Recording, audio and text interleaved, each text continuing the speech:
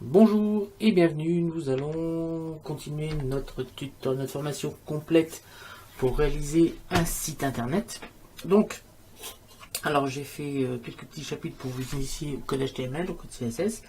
La dernière formation, on a fait un zoning. Donc le zoning, le fichier PSD, le zoning, je l'ai enregistré dans la racine de notre fichier tuto site internet.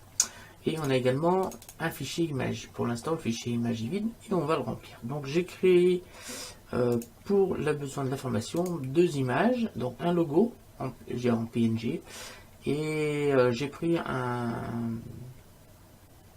j'ai fait une copie d'écran de mes vidéos sur ma page YouTube pour avoir une image. Voilà.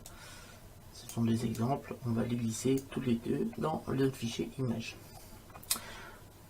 Voilà, ça c'est bon, on peut fermer ça. On a maintenant, j'ai ouvert Notepad++, bien sûr. Donc Notepad++, on va bien sûr tout de suite créer deux fichiers, un fichier index.html et un fichier style.css. Donc, fichier nouveau, fichier enregistré sous. Donc là, on va l'ajouter en index.html. Voilà, hypertext markup language. Voilà, enregistré, donc il vient s'insérer là. Et on va tout de suite mettre également le CSS, fichier, enregistré sous, style,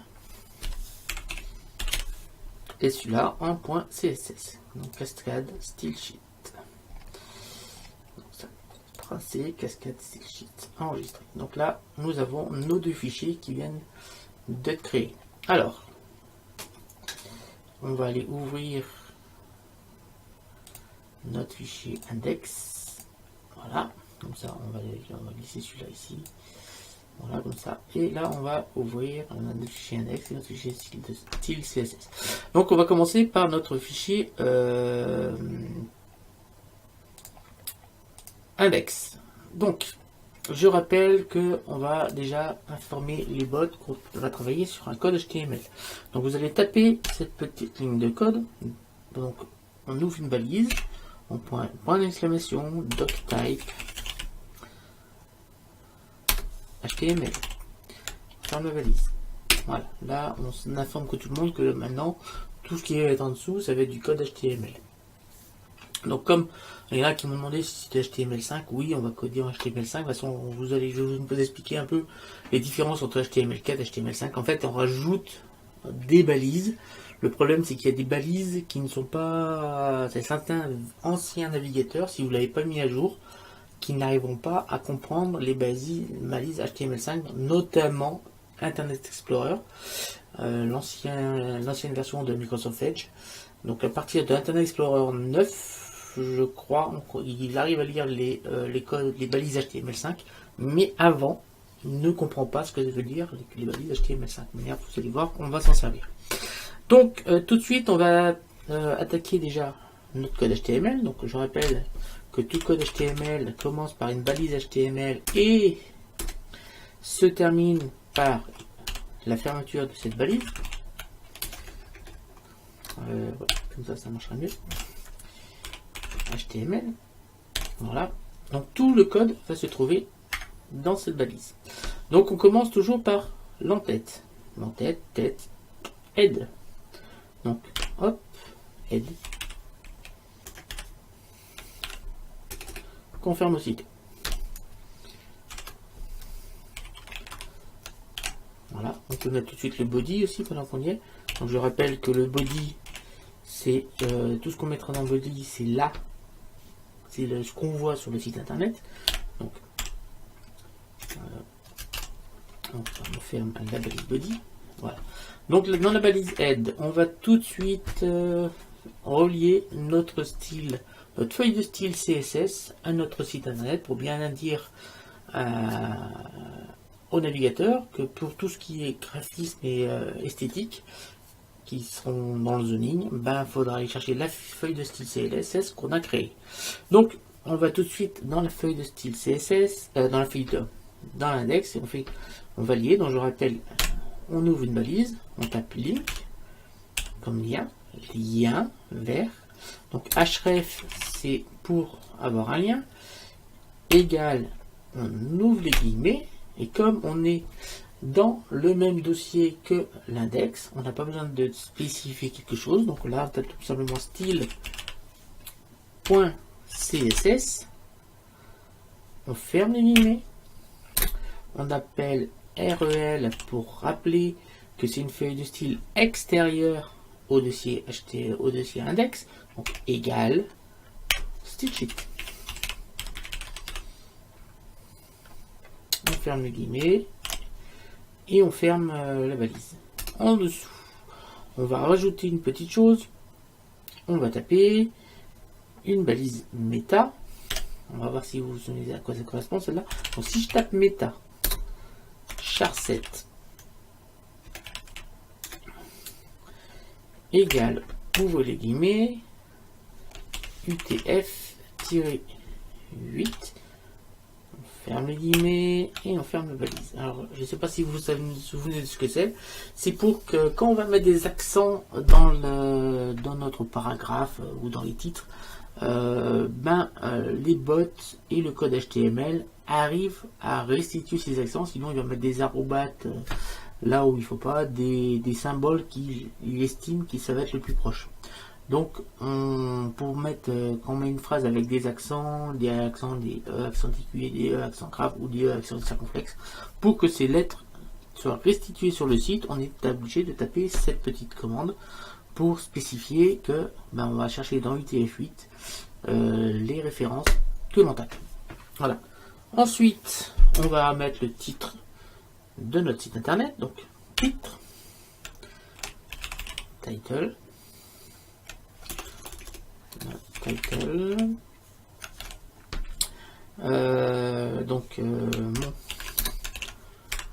premier site internet.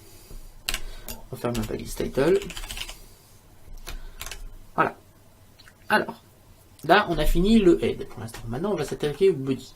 Donc, c'est là que, en fait, je vais rouvrir ici le zoning. On va réduire un petit peu la fenêtre. Ici, je peux taper sur tabulation. Voilà. Et on va réduire cette fenêtre. Voilà, pour avoir le zoning mis côté. Tac, on va mettre le zoning là. Alors, ce qu'on a besoin. Je vais mettre aussi mon... Donc, j'espère pour pas que la vidéo dure trop longtemps. Quand je vais être parti, ça va aller assez loin. Donc, on va commencer déjà. Je rappelle qu'on a un conteneur ici.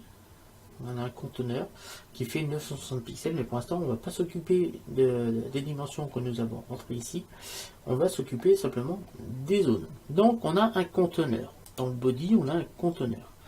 Donc, ce conteneur, on va tout simplement le définir ici.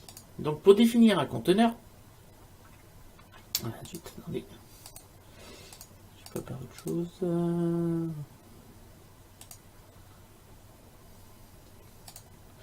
Voilà, on a un conteneur, donc on va venir dans le body. On fait alors, attendez, pour que ce soit un peu plus propre, on va mettre une tabulation là, ça sera plus clair.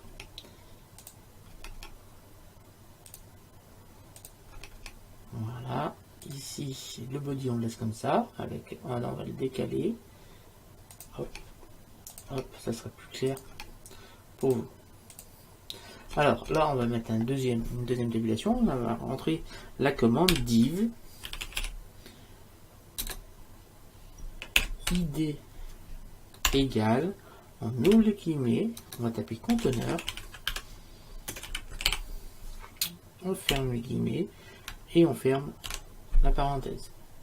En dessous, on va fermer tout de suite ça. Donc slash div.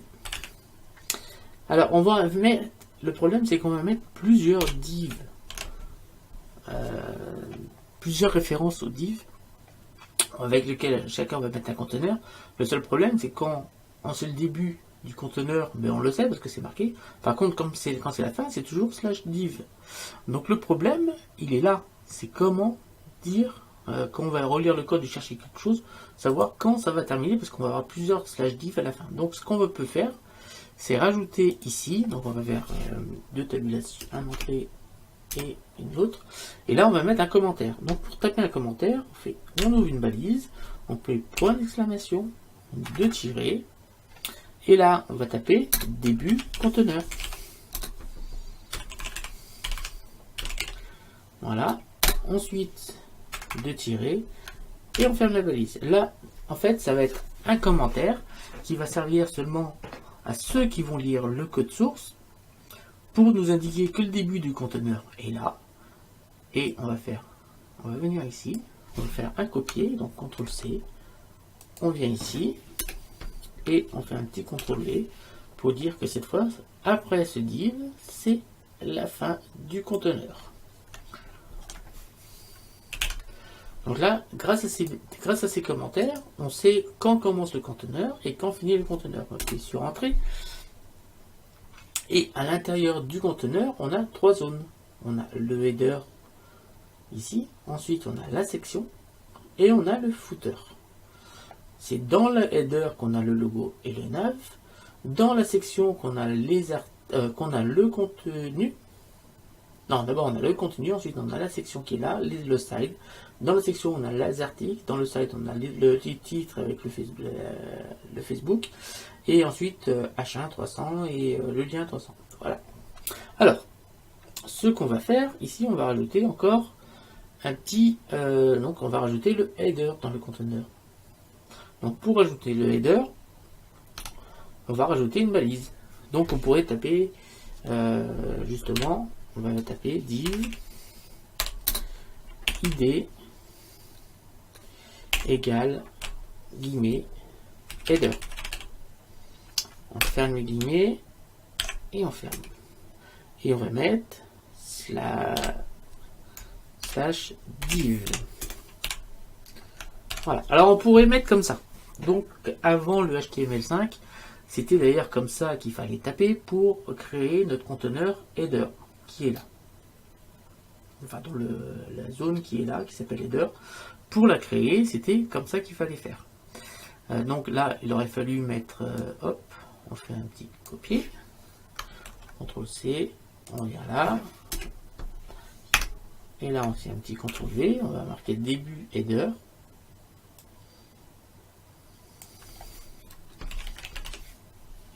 Début header. Et là, en dessous.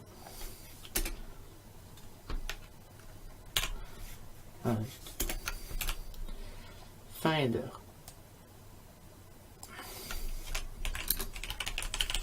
Voilà, comme ça on sait d'où l'intérêt de mettre les commentaires, comme ça on sait que ce div là c'est la fin du header. Voilà. Mais en fait, depuis le HTML5 a créé des nouvelles balises, dont la balise header. Donc on n'a pas besoin de mettre un div id égale header, il suffit de marquer header pour créer la nouvelle balise header. Voilà, taper header. Voilà. Et puis bien sûr, pour la fermer, c'est slash header.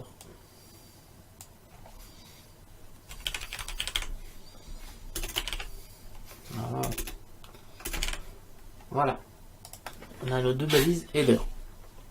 Donc, dans la balise header, il y a deux choses. Il y a le logo et la nav, le menu. La nav, ça sera le menu. Donc, on va créer une autre balise. Donc, on remet encore tabulation. Et vous voyez que l'avantage des tabulations, c'est qu'on sait que le code HTML, si on lit verticalement, mais le code HTML commence là, finit là.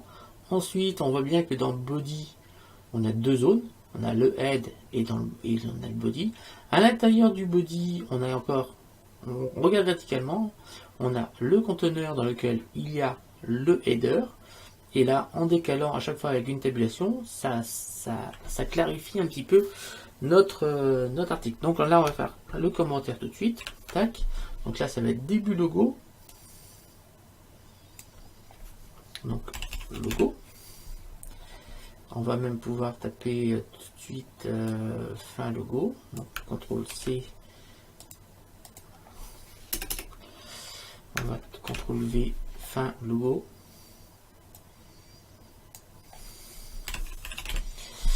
Donc pour le logo, on va venir copier ça. Alors vous allez voir que on fait souvent ça dans les codes parce qu'on sait que c'est les mêmes choses qu'il faut taper. Et là on va mettre logo à la place de conteneur. Voilà. Et là on va mettre /div.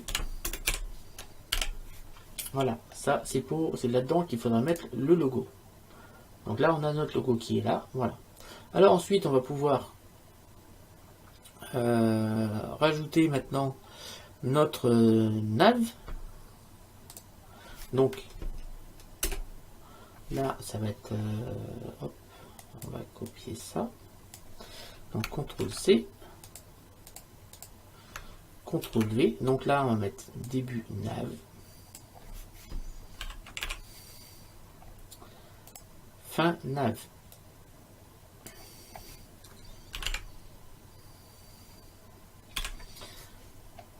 Voilà. Alors, pourquoi j'ai utilisé nav et pas menu? Parce que la nouvelle balise de HTML5 pour le menu, c'est nav. Donc, on vient ici et on va taper nav.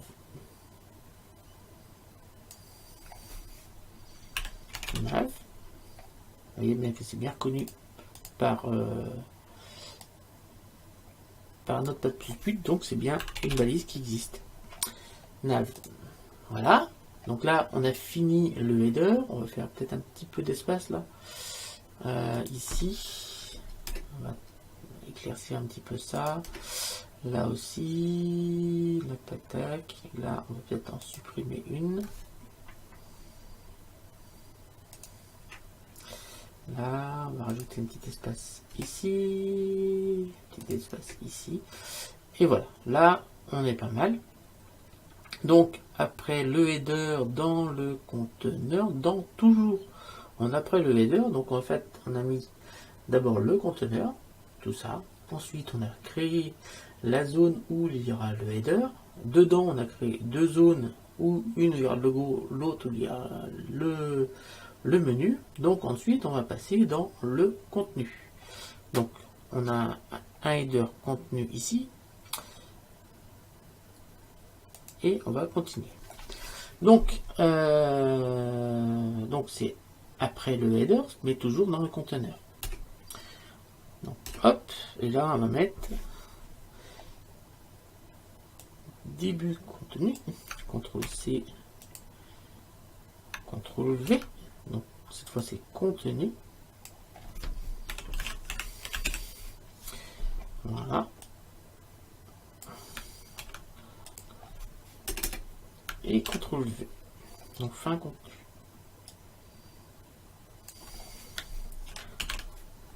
Voilà.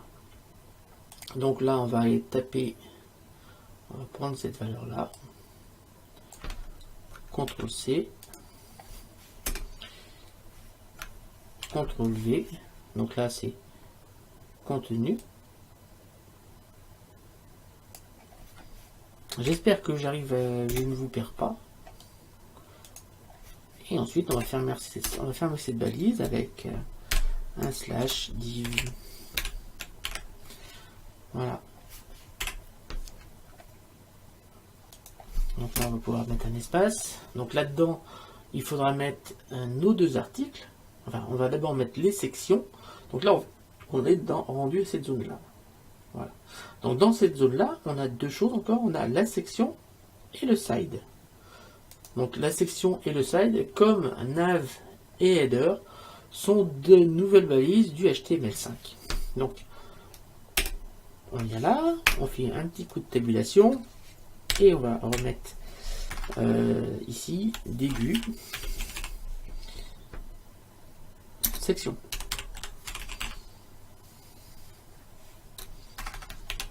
Voilà. On va taper justement section. Vous voyez bien que c'est bien reconnu par Notepad++, donc c'est bien une nouvelle balise. Et on va fermer la section. Zut. Donc, section. Voilà. Donc en dessous, on va mettre fin section.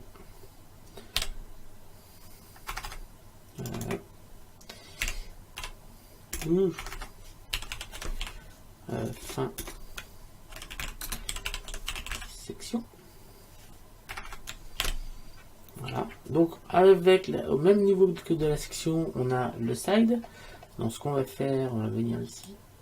Tac, tac, tac. On va copier ça, CTRL C et CTRL V. Et là, à la place de section, on va mettre aside. Vous voyez bien que aside est aussi reconnu ici. Donc là, c'est la balise side.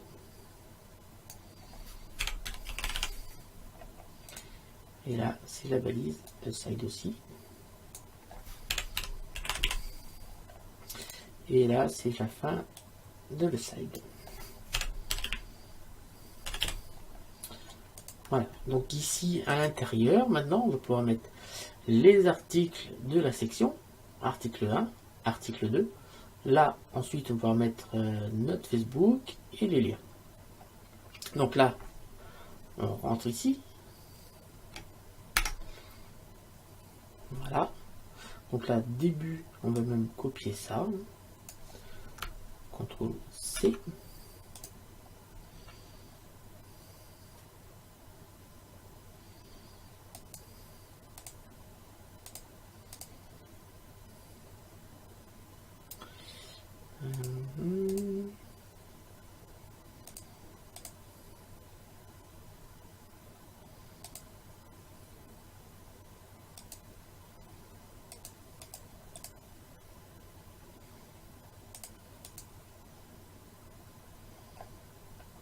Donc là, on va aller taper. Donc article, c'est également une balise directe. Donc on tape article. Oui, mais c'est pas ça que je vais faire. C'est d'abord un CTRL V. Voilà, à la place de section, on va taper article et on va décaler ici. On va peut-être un coup de table pour que ça soit encore plus clair. Donc là, on va taper article.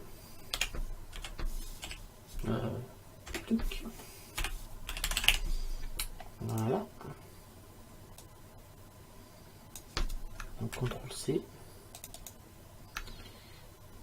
CTRL V.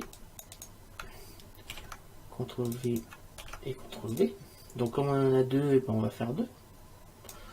CTRL C. CTRL V. Voilà. La section est terminée. Dans le side, contrairement ici, on va pas mettre des balises parce que ça servira à rien. Il suffira de mettre le H1, un code. Ça sera un script. Et là, H1, il n'y aura pas. Il suffira de mettre des liens. Donc, on va peut-être mettre un genre de navigation. On fera des listes à puces. Donc, ensuite, on est toujours dans le conteneur. Donc, le conteneur, fin conteneur, c'est ici. D'où l'intérêt, vous voyez, de mettre les petits commentaires. Donc là, je sais que la fin du contenu, c'est ici, et la fin du conteneur, c'est ici. Donc, dans le conteneur, on a encore une dernière balise à mettre, c'est le footer. Donc, le footer, on aura bien les trois zones. Si on regarde bien ici, on a le header, donc début header jusqu'ici. Ensuite, on a le contenu d'ici jusqu'ici. Et en dessous, on a le footer. Donc, début footer. Voilà. Donc, c'est aussi une balise à proprement parler. Donc, footer. Slash footer. Et là.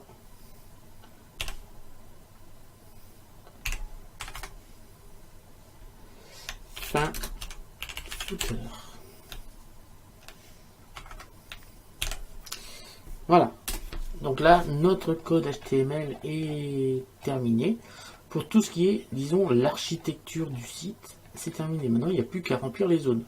Ici, c'est ici qu'on va mettre le logo. Ici, on mettra le navigateur. Ici, on mettra les articles. Voilà, les différents articles, on pourra rajouter des sections. Ici, c'est ici qu'on va mettre le side. Voilà, donc tout ce qui sera là. Et là, on mettra note à propos. Voilà, donc on va déjà pouvoir faire un petit CTRL S. Voilà, pour sauvegarder. Et on va pouvoir aller voir ce qui se passe en double-cliquant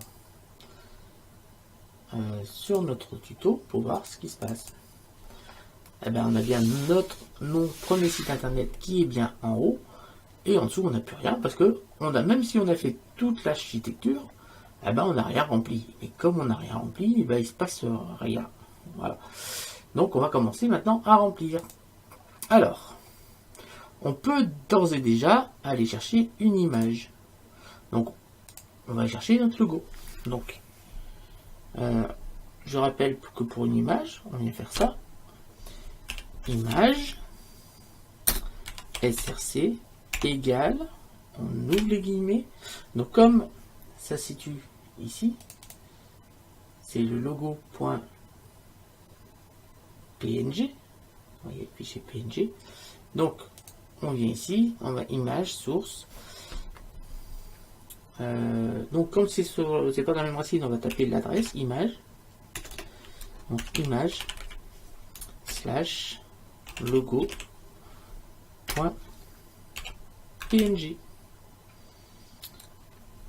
On ferme les guillemets et on ferme la balise. Voilà.